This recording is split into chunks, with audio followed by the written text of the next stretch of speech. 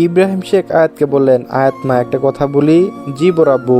তোমার বাবা একটা সিদ্ধান্ত নিয়েছে, তুমি কি চাও? আয়াত কি বলবে, সে তো চায় তার অনুভব ভাইকে, খুব করে চায়, কিন্তু অনুভব তো তাকে চায় না। সে মাথা নিচু করে মিহি কণ্ঠে বলল, তোমরা যা ভালো মনে করো। ইব্রাহিম শেখ আয়াতের কথা শুনে হাসল, মনে মনে কিছু হিসেব কষে বলল। ইব্রাহিম শেখ আহমিকা শেখের দিকে তাকালো। তার ছেলে যদি উড়ে ডালে ডালে, তা আমিও ইব্রাহিম শেখ করি পাতায় পাতায়। ঈশা খাওয়া দাওয়া শেষ করে নিজের রুমে এসে বিছানায় শুয়ে ফোন হাতে নিয়ে ফেসবুকে লগ ইন করে। ইদানিং ঈশার পড়াশোনা থেকে সব কিছুর উপর মন উঠে গেছে যেন। কোনো কিছু ভালো লাগে না তার। ফেসবুক স্ক্রল করতে করতে রুবায়েতের আইডি আসে। রুবায়েতের নতুন একটা পিক আপলোড করেছে, ট্যাগ দেওয়া আছে তিথি নামের আইডির সাথে। ঈশা একবার দেখলো, বুক ছিঁড়ে না পাওয়া হাহাকার কাজ করছে তার। রাত তখন 9টা। ইন্টেলিজেন্স ডিপার্টমেন্টের আদনান কায়েস কিছু ফাইল দেখছিল। সেদিনের মেয়েটার খুনের ব্যাপারে এখন অবধি কোনো কিছু জানা যায়নি। কিছুক্ষণের ভিতর সামির এসে রফিক এখন ওর অবধি মুখ খুলছে না। আদনান ফাইল থেকে চোখ সরিয়ে বলল, সোজা আঙ্গুলে ঘি না উঠলে আঙ্গুল বাঁকাতে হয়, এটা কি শিখিয়ে দিতে হবে সামির? সামির বলার মতো কিছু পেল না। তারপর আদনান কায়েস হাতে কাগজগুলো রেখে নিজেকে সুন্দরভাবে কালো পোশাকে ঢেকে নেয়। সামির ছেলেটি আজও বুঝলো না আদনান কায়েস নিজেকে এভাবে লুকিয়ে রাখে কেন। তারপর আদনান সামিরকে নিয়ে বেরিয়ে পড়ে। আহান লাস্টবারে ফোন দিছিল ফারহাকে। চোখে মুখে তার ক্রোধ আর হতাশার ছাপ স্পষ্ট। সে যেন নিজেকে বিশ্বাস করতে পারছে না। কোনো কিছু তো নিশ্চিত হয়েছে, হঠাৎ এমন পরিবর্তন? নিজের মনে প্রশ্ন করে সে। কিন্তু প্রতিবারে ফারহার ফোন বন্ধ দেখায়। আহান রাগে ফেটে পড়ে। আহান চোখে জ্বলন্ত আগুন, মুখে বিকৃত এক অভিব্যক্তি। সে আকাশের দিকে তাকে চিৎকার করে বলে ওঠে, বিশ্বাসঘাতক বেঈমান মেয়ে, আমার ইমোশন নিয়ে খেলছিস তুই? ঠিক তখন পিছন থেকে এগিয়ে আসে অনুভব, তার সঙ্গে রুবায়েত, তৌফিক আর সিফাতো। আহানের চিৎকার থমকে দাঁড়ায় তারা। অনুভব ধীরে এগিয়ে এসে বলল, কে তোর বিশ্বাস নিয়ে খেললো আহান? কি বলছিস তুই? আহান পিছন দাঁড়িয়ে সবার উপস্থিতি লক্ষ্য করলো। চারপাশে এক মুহূর্তে নীরবতা। রুবায়েত তখন হঠাৎ বলে উঠল, কিরে শালা, কে তোর বিশ্বাস নিয়ে খেললো? আহান নিজেকে সামলে নিয়ে নরম গলায় বলল, কেউ না। আর কেউ কিছু বলল না। তবে অনুভবের মনে যেন এক অদৃশ্য সন্দেহ বীজ বুনে গেল সেই মুহূর্তে। সিফাত অনুভবের কাছে এগিয়ে এসে জানতে চাইল, তোর বোন কেমন আছে রে? অনুভব একদম আলিশীন ভাবে বলল, ঈশা, ও তো ভালো আছে, সামনে এক্সাম তো, ব্যস্ত এখন। ঈশার নাম শুনতে রুবায়েত বড় বড় চোখে তাকায় সিফাতের দিকে। মনে মনে বলে ওঠে, শালা হারামি, ঘরের শত্রু থাকলে বাইরের শত্রু আর দরকার কি? রুবায়েত মনের খুব জমতে থাকে, কিন্তু তার ভাবনার মাঝে সিফাত আবার বলে উঠল, আর ঈশা না, ওই যে তোর কাজিন, সেদিন তো গেলাম না তোর বাসায়, মনে নেই? সিফাতের কথা শুনে অনুভব ভুক কুচকে তাকায় তার দিকে। রুবায়েত মনে মনে, শালা দেখ কেমন লাগে। সিফাতের মুখে আয়াতের সম্পর্কে জানার আগ্রহ দেখে অনুভব চমকে যায়। হঠাৎ আয়াতের খোঁজ কেন করছে? কারণটা কি? অনুভবের মনের ভিতর যেন হাজার প্রশ্ন উকি দেয়। সিফাতের দিকে তাকিয়ে বলল, আমার কাজিনের খোঁজ নিয়ে তোর কি দরকার? সত্যি বল, তোর কাজিন না আমার অনেক ভালো লাগছে। সিফাতের কথা শুনে অনুভবের মুখ যেন অগ্নিগর্ভ হয়ে ওঠে। দাদা দাঁত চেপে রাগ চাপা নিয়ে চেষ্টা করে সে। তার প্রিয় জিনিসের দিকে কারণ আরেকজনের নজর, এটা সে কিছুতেই মেনে নিতে পারছে না সে। অনুভব আর সেখানে দাঁড়ায় না, ক্ষিপ্ত ভঙ্গিতে জায়গা ছেড়ে চলে যায়। তার এই আচরণ উপস্থিত সবাই এক মুহূর্তের জন্য হতবাক হয়ে পড়ে। তৌফিক কৌতূহলী চোখে রুবায়েতকে জিজ্ঞেস করে, ওর কি হলো হঠাৎ? রুবায়েতের স্বল্প কণ্ঠে উত্তর দেয়, আগুন লেগেছে, আগুন। এইসব তুই বুঝবি না, এই বলে সে অনুভবের পিছনে ছুটে যায়। আয়াত ভার্সিটিতে এসেছে। তানিয়া রুদ্রর সাথে কি ফারহা আসেনি? মেয়েটা হঠাৎ কি যে হলো, ভার্সিটিতে আসছে না। আয়াত জানে ফারহার মামি খুব একটা ভালো নয়। সে একটু ফারহার বিষয়টা নিয়ে চিন্তিত হয়। রুদ্র বলল, কি রে আয়াত, কি ভাবছিস? সে তো ফারহার কথা ভাবছি, মেয়েটা ভার্সিটিতে আসছে না, কিছু হলো নাকি? তাছাড়া ওর মামি খুব একটা ভালো নয়। আয়াত সময় দেখে নিল 2টা বাজে। তপ্ত রোদে যেন চারিদিকে জ্বালিয়ে পুড়ি শেষ করে দিচ্ছে, কিন্তু তার হৃদয় তো আগুনের মতো জ্বলছে প্রতিনিয়ত। তানিয়া রুদ্র থেকে বিদায় নিয়ে সে বাসার জন্য রওনা দেয়। প্রায় 30 মিনিটের দীর্ঘ এক ক্লান্তি পথ পেরিয়ে শেখ ম্যানশনের গেট পেরোতেই এক ধরনের ভারী প্রশান্তি আয়াতকে ঘিরে ধরল। দুপুরের রোদের তাপে মুখটা লাল হয়ে উঠেছে, চুলগুলো এলোমেলো, চোখে ক্লান্তির ছাপ স্পষ্ট। ড্রয়িং রুমে বসেছিলেন আহমিকা শেখ। 1 কাপ কফি হাতে জানালার পাশে বসে বাইরে তাকিয়েছিলেন তিনি। আয়াতের পায়ের শব্দ তিনি ফিরে তাকান। আয়াত তার দিকে এগিয়ে আসতে আহমিকা শেখ চোখ বুলিয়ে মেয়েটি ক্লান্ত মুখের উপর, গলায় মায়া মেশানো কণ্ঠে বলে, এই রোদে তো উপর এসেছ, উপরে গিয়ে একটু ফ্রেশ হয়ে নাও। আয়াত কেবল হালকা মাথা নাড়ালো, কোনো কথা না বলে নিঃশব্দে ঘুরে দাঁড়িয়ে সিঁড়ি বেয়ে উপরে উঠতে গেলেই আহমিকা কিছুক্ষণ তার দিকে তাকিয়ে রইলেন। মেয়েটার ভিতরে অভিমান আর আবসাদ যেন চোখে চোখে পড়ে যাচ্ছিল। ফারহা ছোট ঘরে এক কোণে নিঃশব্দে শুয়ে আছে। ভার্সিটিতে যাওয়ার ইচ্ছা প্রকাশ করতে মাইমুনা তীক্ষ্ণ কণ্ঠে বলল, আর ভার্সিটি পড়া দিয়ে কি হইব? কাল তোর বিয়ে, আর আজ তুই ড্যাং ড্যাং করে ভার্সিটিতে যাবি? মামির এমন কথায় প্রতিবাদ করতে গেলে উল্টো আর একটু কথা শুনতে হয় তাকে। জীবনের প্রতি যেন আগ্রহ হারিয়ে ফেলেছে ফারহা। খাওয়া দাওয়াতে অনীহা, মুখটা শুকিয়ে গেছে, চোখের নিচে কালি পড়ে গেছে, এক অদৃশ্য বিষণ্ণতা তাকে ঘিরে ফেলেছে। মাজেদ মিয়াও কিছু করতে পারে না ভাগ্নির জন্য। ফারহা ঘুরে এসে দেখে ফারহা উল্টো হয়ে জানলা মাথা ঠেলিয়ে বসে আছে। মাজেদ মিয়া হুইল চেয়ার ঠেলে ধীরে ধীরে এগিয়ে যান তার কাছে, তারপর কাপা হাতে ফারহার মাথায় হাত রাখেন। হঠাৎ মাথায় কারো স্পর্শ পেয়ে চমকে ওঠে ফারহা। তাকিয়ে দেখে তার মামা। দ্রুত চোখে পানি মুছে নিয়ে বলে, মামা তুমি? মাজেদ মিয়া ফারহার চোখের দিকে তাকিয়ে বলল, চোখের পানি লুকাতে শিখেছিস ফারু? তোকে এই দু হাতে বড় করেছি, বনে রেখে যাওয়া শেষ অংশটুকু আগলে রাখতে চেয়েছিলাম, হয়তো আমি তা পারলাম না রে মা। আমি যে অক্ষম, পারলে তোকে দূরে কোথাও লুকিয়ে রাখতাম। তোর এই মামাকে ক্ষমা করে দিস মা। ফারহার গলা কেঁপে উঠে ধরা গলায় বলে, মামা তোমরা ছিলে বলেই তো আজ আমি বেঁচে আছি। তোমরা না থাকলে হয়তো আমি কবেই কোনো নর্দমায় পড়ে থাকতাম। তোমাদের আশ্রয়ে আমি আজ টিকে আছি। আমি এই বিয়েতে খুশি মামা, মামি যা চাই আমি তাই করব, আমি কথা দিচ্ছি। ভাগ্নির কথা শুনে মাজেদ মিয়ার ভেতরটা হু হু করে কেঁদে উঠল যেন। কিন্তু তিনি তো একজন পুরুষ মানুষ, তাদের তো পাথরের মতো শক্ত হতে হয়। এই টানাপোড়া সংসারে তাকে মুখ বুজে সহ্য করতে চাই সবকিছু। এক সময় যখন তিনি সক্ষম ছিলেন, দুহাত ভরে পরিবারে ভরণ পোষণ করছেন, কিন্তু এখন আর পারেন না। অসহায় মনে হয় নিজেকে।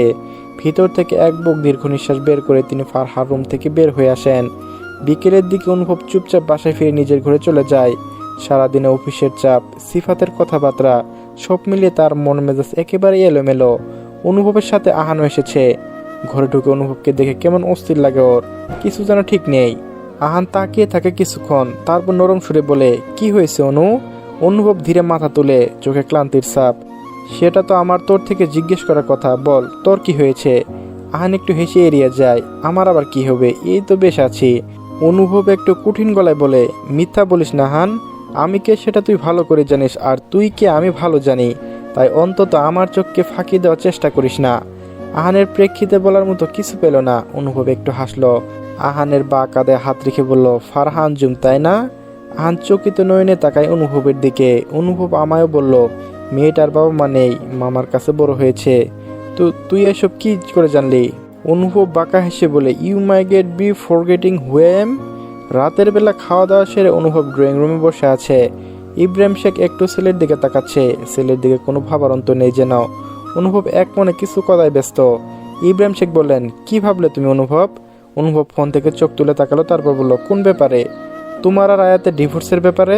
অনুভবের দৃষ্টি তখনও ইব্রাহিম শেখের দিকে। কিছুক্ষণ চুপ থেকে বলল, বিয়ের সময় আমায় জিজ্ঞেস করেছিলে, জোর করে বিয়ে করিয়েছিলেন, তাহলে আজ কেন আমার কাছে জানতে চাইছ?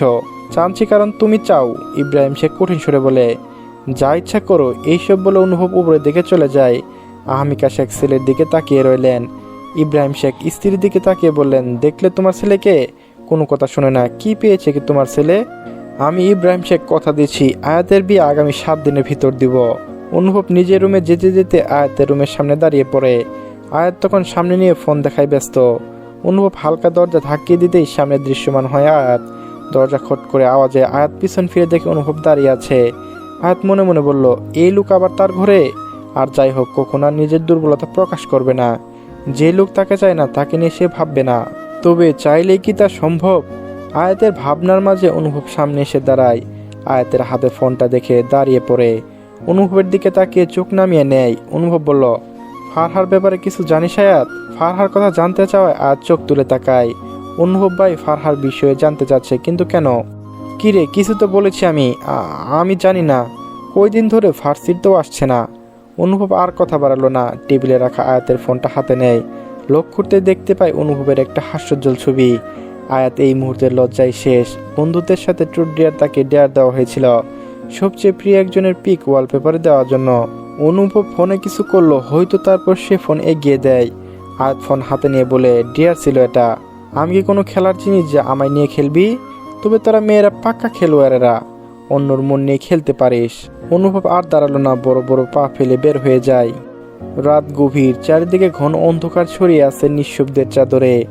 দূর থেকে ভেসে আসছে বন্য জঙ্গল, জানোয়ারের গা শিউরে ওঠা চিৎকার। একটি পুরনো পরিত্যক্ত গোডাউনের ভেতর লোহার চেয়ারে শক্ত করে বাঁধার অভিক। তার মাথার উপর টিম টিম করে জ্বলছে একমাত্র হলদে পাটি। আলো আধারিতে সেই পরিবেশ বাতির কম্পনে যেন এক অদ্ভুত শিহরণ জাগায়। প্রথম দিন রফিক কিছু না বললেও আদনান থেমে থাকেনি। সে রফিককে অতি ঘেটে এক প্রকার নিশ্চিত হয় রফিক সেই লোকটিকে চিনে। তবু রফিক একটা কথা বলেনি, ঠোঁট কঠিনভাবে বন্ধ রেখে বলে রেখেছে, আদনান সামিরকে। গুডাউনের দরজা বন্ধ, আর মাত্র এক ঝলক দমকা হাওয়া ঢুকে ভিতরে। অন্ধকার ঠেলে আদনান ধীরে ধীরে এগিয়ে আসে রফিকের দিকে। রফিক পায়ের শব্দ চোখ মেলে তাকায়। আদনান কায়েসকে দেখে তার গলা শুকিয়ে আসে। আদনান কায়েস যে একবার তদন্ত নামলে পৃথিবী যে প্রান্তে যে লুকিয়ে থাকুক না কেন টেনে বের করে আনে। আদনান এসে রফিকের সামনে বসে পড়ে। তার চোখে মুখে হিংস্রতা ফুটে ওঠে, চোয়ালে দৃঢ়তা, আর সেই চোখ রহস্য। কিন্তু আগুনে ঝলসে ওঠা চোখ যেন রফিককে ভিতরে ছিঁড়ে ফেলতে চায়। সেদিন রফিকের পায়ে দুটো বুলেট ঢুকতেই তাকে প্রাথমিকভাবে চিকিৎসা দেওয়া হয়। তারপর ওখানে বন্ধ করে রাখা হয়। অনুভব মুখ থেকে বাঁধন খুলে গিয়ে ফিসেল হাসল। মুখের বাঁধন থেকে মুক্তি পেতে রফিক বলে উঠল, আমার এইখানে বায়দা রাখছেন কেন স্যার? আমি তো কইছি আর তারা চিনি না। আদনান কায়েসের হাতে ঘড়ির দিকে তাকালো। রাত 2টো বাজে। ঘড়ি থেকে চোখ সরিয়ে বলল, গভীর রাত জনমানবহীন এলাকায় তোকে যদি এখন মেরে ফেলি তোর চিৎকার আওয়াজের বাইরে যাবে না। তাই বল সে কি ছিল? আমি সত্যি কইতাছি স্যার, আমি চিনি না। এবার হয়তো আদনানের ধৈর্যের বাঁধ ভেঙে গেল। উঠে দাঁড়িয়ে কোমর থেকে গানটা বের করে রফিকের মুখে ঠেকিয়ে দেয়। আর একবার বল যে চিনি না, বল শুধু এখানে লাশ বানিয়ে দিব। ভালোই ভালো বলছি, সে কে ছিল? রফিক আবার ভয় পেয়ে যায় আদনান কায়েসের হিংস্রতা দেখে। মুখ দিয়ে শব্দ বের করে। আদনান গানটা সরিয়ে নেয়। রফিক থরথর করে কাঁপতে কাঁপতে বলে, জাফর খান। তার কণ্ঠস্বর কেঁপে উঠল ভয় আর আতঙ্কে। রফিকের কথা শুনে তীক্ষ্ণ দৃষ্টিতে তাকালো আদনান কায়েস। মুখে ফুটে উঠল বিরক্তির ছাপ। এই অপরাধী এক কথায় বুঝে না, এরা ছোটখাটো পোকাটে, নেশাখোর, খুন ডাকাতি এসব কাজে ব্যবহৃত করা যায় ঠিকই, কিন্তু মুখ খুলে কথা বের করা সে তো এক যন্ত্রণার ব্যাপার। আসলে কথায় আছে না, লিডারের চেয়ে চামচাদের কদর বেশি। জাফর খানও ঠিক তেমনই একটা চামচা, আর তার লোকজন এক একজন যেন কাতামাটির পুতুল ভেঙে ফেলার আগে বুঝে না। আদনান কায়েস রফিকের দিকে তাকিয়ে হু হু করে হেসে উঠল। কি ভয়ানক সেই হাসি, যেন গলা দিয়ে ছুরি বেরিয়ে আসছে।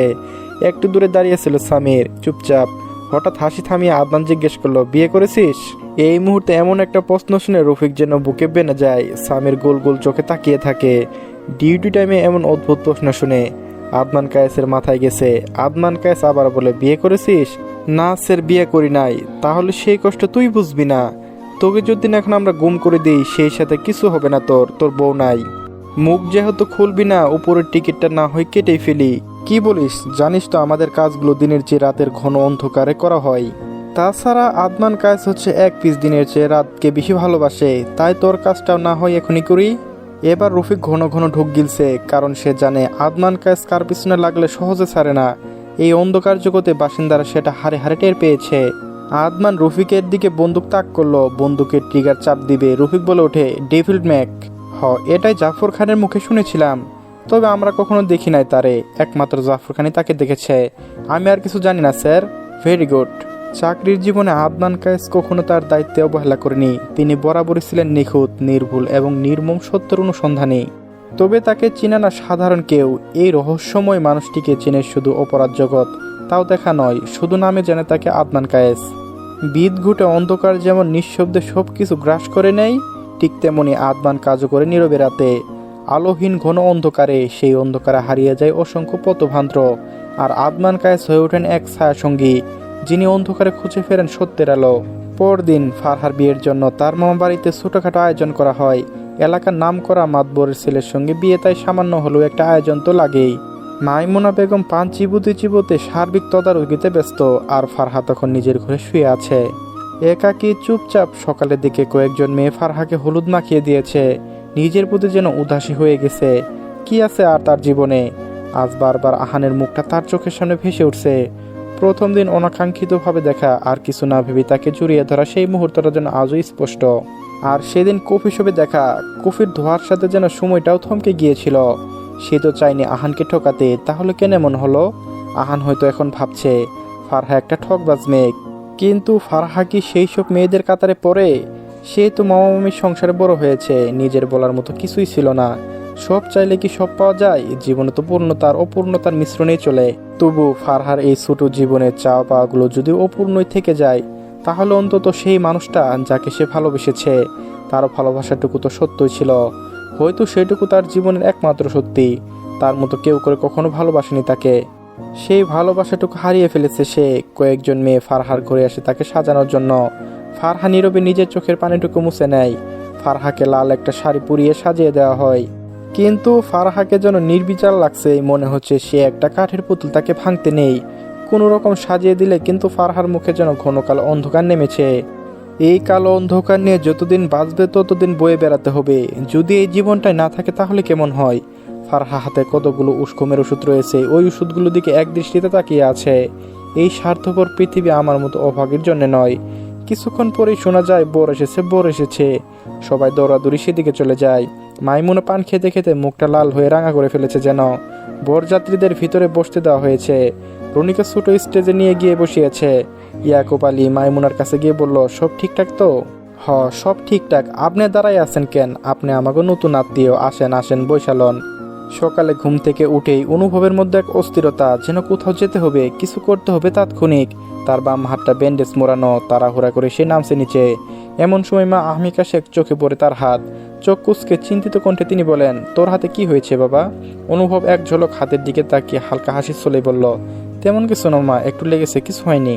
তবে মায়ের মন তো আর এমন কথা মানে না। ব্যান্ডেজ মোড়ানো ছেলের হাত দেখে চোখ ভিজে ওঠে আহমিকা শেখের। গলায় কাপড় নিয়ে বললেন, একটু লাগলে কি এমন করে ব্যান্ডেজ করা লাগে? সত্যি করে বলো, কি হয়েছে তোর হাতে? অনুভব বিরক্তি সুরে বলল, উফ মা, কাঁদছো কেন? বলছি তো কিছু হয়নি। এখন একটু তাড়াতাড়ি নাস্তাও দাও, বেরোতে হবে, জরুরি কাজ আছে। এর কিছুক্ষণের মধ্যে নিচে নামে ইব্রাহিম শেখ, ঈশা আর আয়াত। ঈশা ভাইয়ের হাতের দিকে তাকিয়ে চিন্তিত সুরে বলে, ভাইয়া তোমার হাতে কি হয়েছে? ঈশার কথায় আয়াত একবার চোখ তুলে তাকালো, তবে সে কিছু না বলে মুখ ফিরিয়ে নেয়। ইব্রাহিম শেখও চোখ মেলে ছেলের হাত দেখলেন। কণ্ঠে একটুখানি রাগের ঝাঁজ। গুন্ডা মাস্তানদের মতো কোথাও কি ঝামেলা করেছে, যেন হাত কেটে বসেছে। অনুভব এক মুহূর্ত চুপ করে থাকলো। কারো চোখে চোখ রাখে না, যেন তার হাতের ব্যান্ডেজ শুধু একটা ক্ষত নয়, আরো কিছু লুকিয়ে আছে সেখানে। চুপ করে আসছো কেন? কিছু তো জিজ্ঞেস করেছে আমি, কোথায় গন্ডগোল করনি তো? এবার অনুভব ইব্রাহিম শেখের দিকে তাকিয়ে বলে, তোমার কেন মনে হচ্ছে আমি গন্ডগোল করেছি? হাতে একটুখানি লেগেছে, এই আর কি। এতপর সবাই নাস্তা খাওয়ায় মন দেয়। নাস্তা শেষ হলে ঈশা কলেজের জন্য বেরিয়ে পড়ে। ইব্রাহিম শেখ উপরে চলে যায়। অনুভব উঠে দাঁড়িয়ে আয়াতের দিকে এক পলক তাকিয়ে বলল, দ্রুত আমার সাথে যাই। অনুভবের কথায় আয়াত চোখ তুলে তাকালো, তবে কিছু বলে না, সেখানে বসে রয়। অনুভব আয়াতের দিকে তাকিয়ে দেখলো আয়াতের মধ্যে কোনো ভাবার অন্তর নেই। বলল, কি হলো? বলেছি তো দ্রুত আমার সাথে আয়। এবার আয়াত অনুভবের দিকে তাকিয়ে কাঁপা কাঁপা কণ্ঠে বলল, কই যাব? প্রশ্ন কম, আমি যেহেতু বলেছি তাই কোনো প্রশ্ন না করে দ্রুত 5 মিনিটের বাইরে আয়, আমি আসি। বলে সে গটগট পায়ে বেরিয়ে যায়। আয়াত উঠে নিজের ঘরে যায়। কোনো রকম রেডি হয়ে দৌড়ে নিচে চলে যায়। অনুভব গাড়ির কাছে দাঁড়িয়ে ফোনে কথা বলছে। আয়াতকে দেখে অনুভব ফোন রেখে ড্রাইভিং সিটে বসে পড়ে। আয়াত পিছনে বসতে নিলে অনুভব বলে, আমাকে কি তোর ড্রাইভার মনে হয়?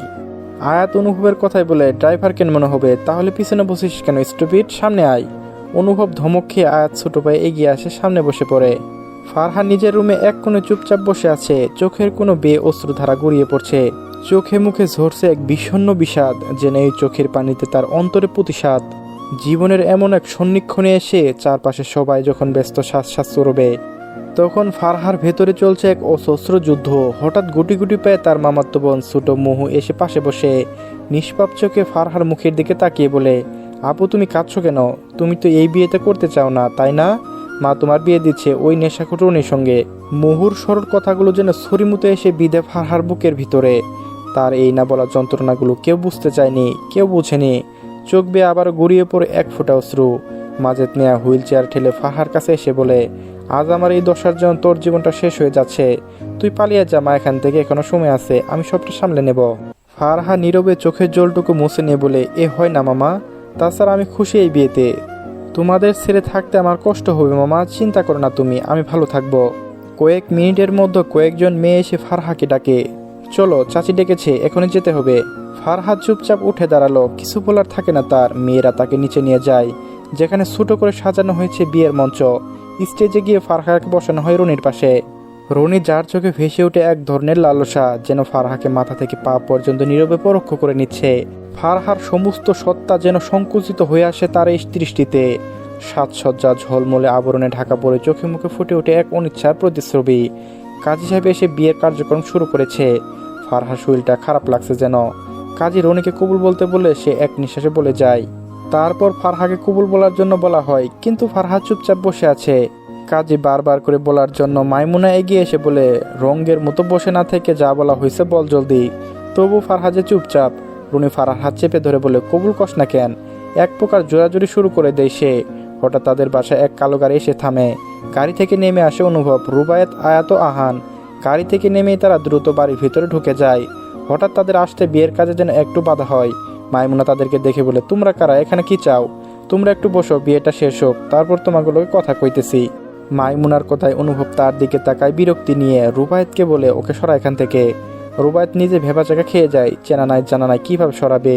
আহান ফারহার দিকে এক নজর তাকায়, তারপর মুখ ফিরিয়ে নেয় তার থেকে। ফারহার দেওয়া আঘাতে নিজে যেন ক্ষত বিক্ষত হয়েছে।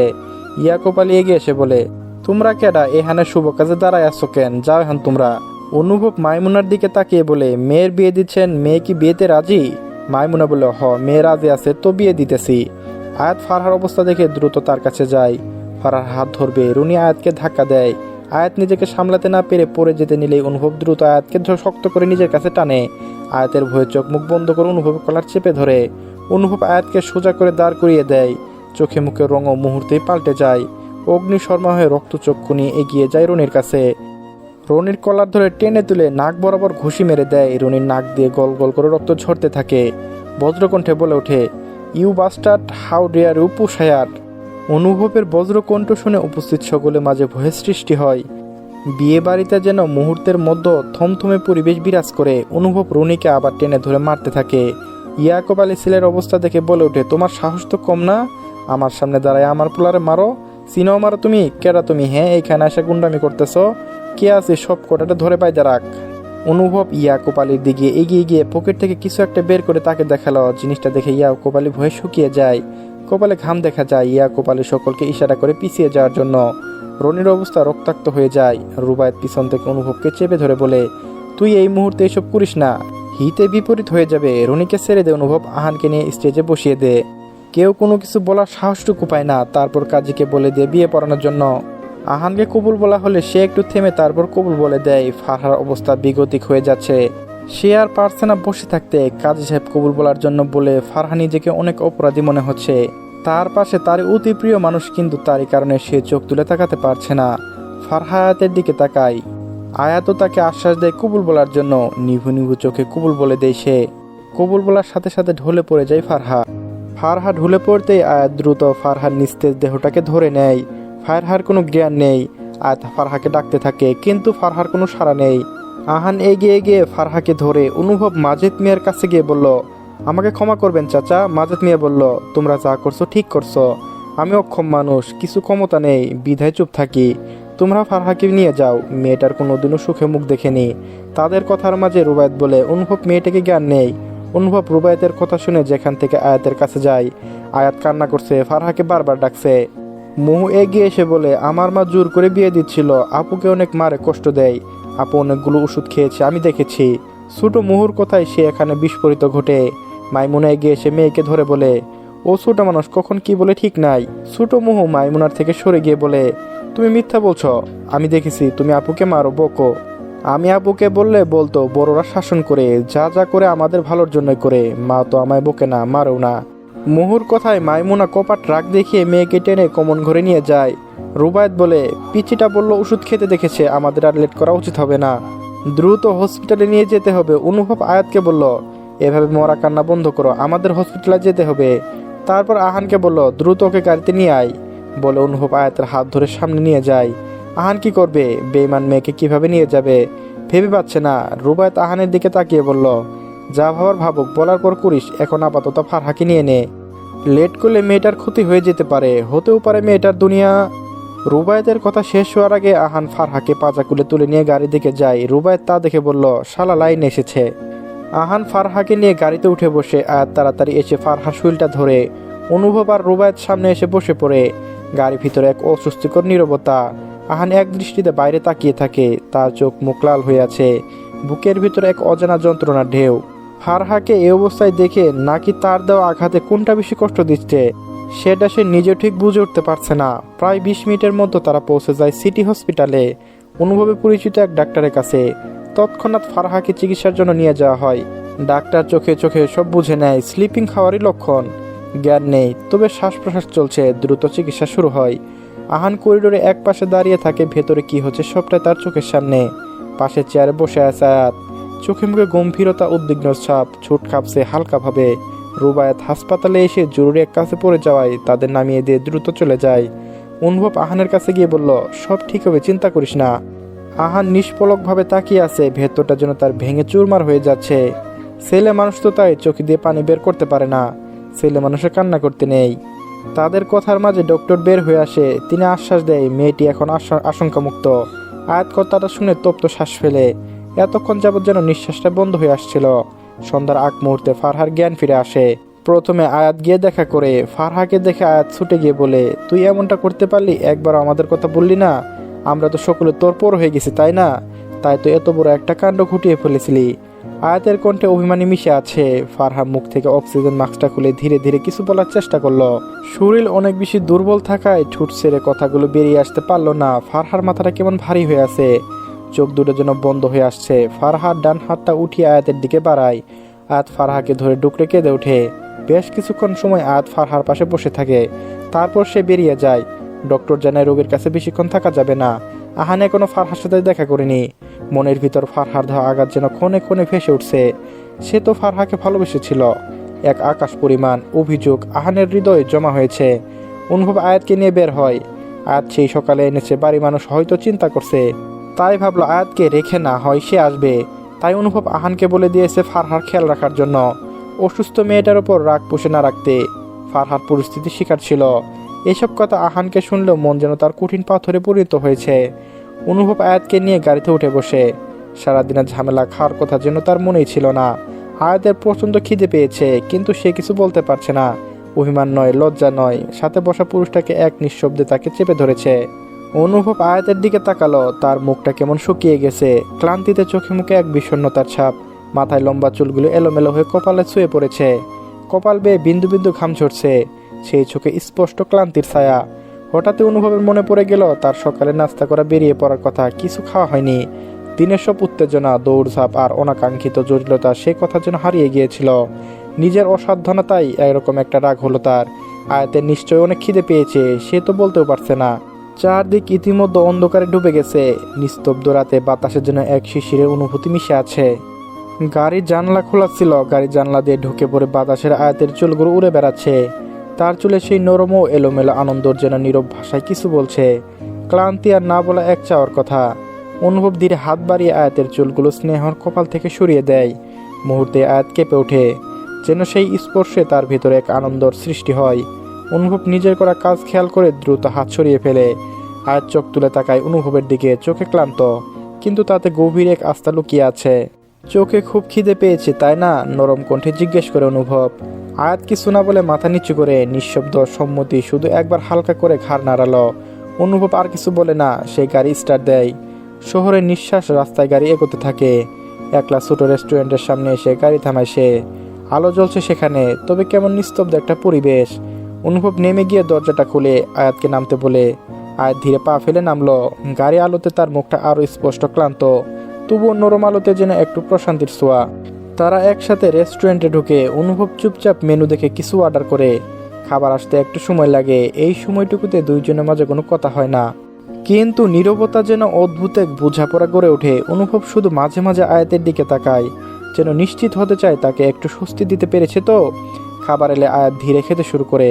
প্রতিটি কাঁচা চামচে যেন একটু করে ফিরে আসে তার স্বাভাবিকতা, ফিরে আসে হারিয়ে যাওয়ার শক্তি। অনুভব নিঃশব্দে তাকিয়ে থাকে, তৃপ্তি এক চিলতে হাসি ঠোঁটে কোণে। খাওয়া দাওয়া শেষ করে তারা বাসার পথে রওনা দেয়। গাড়ির ভিতরে ছায়ার মতো নেমে আসে নীরবতা, যেন শব্দ সেখানে প্রবেশধারিকার নেই। আয়াত ক্লান্ত ভঙ্গিতে চোখ বন্ধ করে গাড়িতে গিয়ে গা এলিয়ে দেয়। গভীর নীরবতায় ডুবে থাকা তার মুখে এক ধরনের প্রশান্তি খেলে যায়। অনুভব চুপচাপ আয়াতের দিকে তাকিয়ে থাকে। গাড়ি হালকা আফসা আলোয় আয়াতের মুখটা যেন দূরে কোনো নিঃসঙ্গ চাঁদের মতো লাগে তার কাছে, নির্জন, ধীর, অথচ আপার মুগ্ধতা ভরা। সে কিছু বলার চেষ্টাও করে না, শুধু তাকিয়ে থাকে, যেন তাকিয়ে বুঝিয়ে দিতে চায় অনুভবের নীরবতাটুকু আসলে শব্দের চেয়েও গভীর। ফারহা কেবিনে বাইরে নিঃশব্দে বসে আছে আহান, পাশে তার মা আহমিকা আর বাবা ইকবাল হাসান। কিছুদিন আগে আহান নিজে জানিয়েছে সে একজন মেয়েকে ভালোবাসে। সে খবরে ইকবাল ও আহমিকার চোখে ছিল আনন্দের ঝিলিক। ভাবছিলেন ছেলেটা বুঝি জীবনে সঠিক পথ বেছে নিয়েছে, কিন্তু হঠাৎ করে ছেলেটার আচরণে এসেছে অদ্ভুত এক পরিবর্তন। আগে সে প্লাবন্ত হাসি মুখ ছেলেটা যেন কোথায় হারিয়ে গেছে। সারাক্ষণ চুপচাপ নির্বাক চোখে একরাশ চিন্তা। আহান এখনো কেবিনের ভিতরে যায়নি, বাইরে বসে যেন নিজেকে শক্ত করে নিচ্ছে।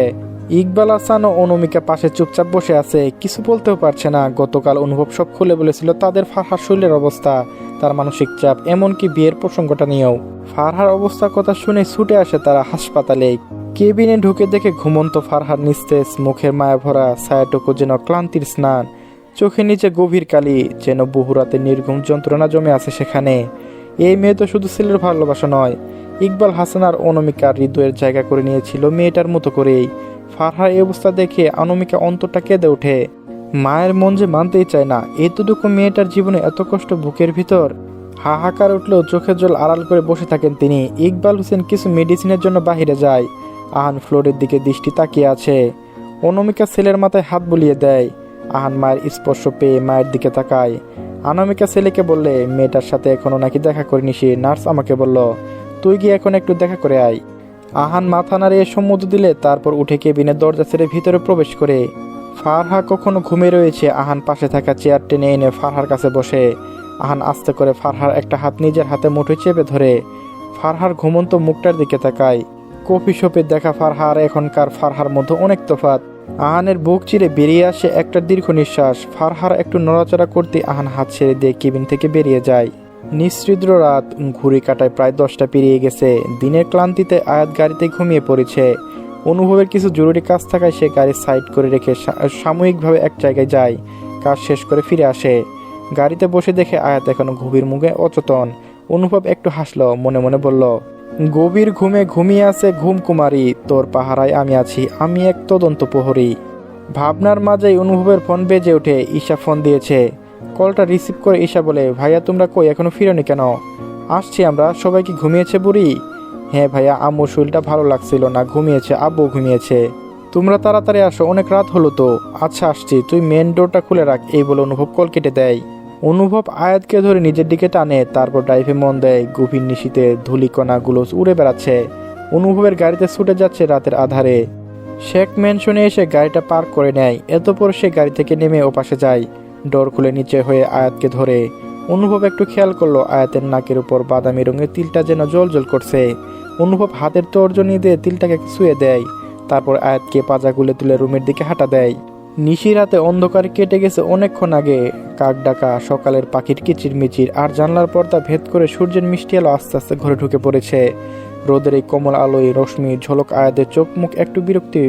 ভৌযুগল কুঁচকে গেল। মনে হলো এই মিষ্টি আলো যেন তার ঘুম ভাঙাতে এসেছে। একরকম রাগ আর একটু বিক্ষোভ মন নিয়ে আয়াত বিছানায় উঠে বসলো। তার চুলগুলো এলোমেলো। লম্বা চুল থাকার কারণে সে প্রতিদিন ঘুমানোর আগে চুল বিনুনি করে রাখে, না হলে সকালে চুল চিরুনিতে করতে বেশ কষ্ট হয়। আয়াত মুখের উপরে চুলগুলো হাত দিয়ে সরিয়ে চোখ খুলে ঘুম ঘুম চোখে চারপাশে ভালো করে পরীক্ষা করে নিজেকে তার ঘরে আবিষ্কার করে। হ্যাঁ, এটাই তার ঘর। কিন্তু রাতে তো সে গাড়িতে ছিল।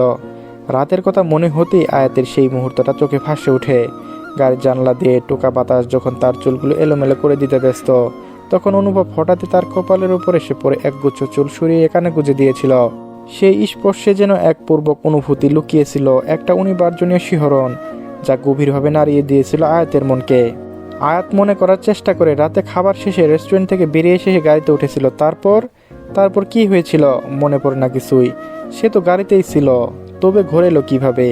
কে তাকে নিয়ে আসলো? অনুভব ভাই নামটা মনে আসতেই শুলটা যেন কেঁপে উঠল আয়াতের। লোম খাড়া হয়ে যায়।